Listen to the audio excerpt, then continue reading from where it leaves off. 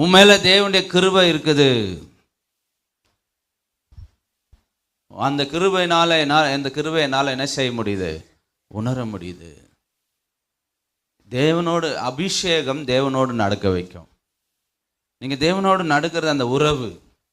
நீங்கள் எவ்வளோ அவரோடு நடக்கிறீங்களோ உங்களால் புரிஞ்சுக்க முடியும். இவங்க தேவனுடைய கிருபை பெற்றவர்கள், தேவனுடைய அபிஷேகம் பெற்றவர்கள், இவங்களை நம்ம நேசிக்கணும் என்கிற எண்ணம் நம்மளுக்கு உண்டாகும்.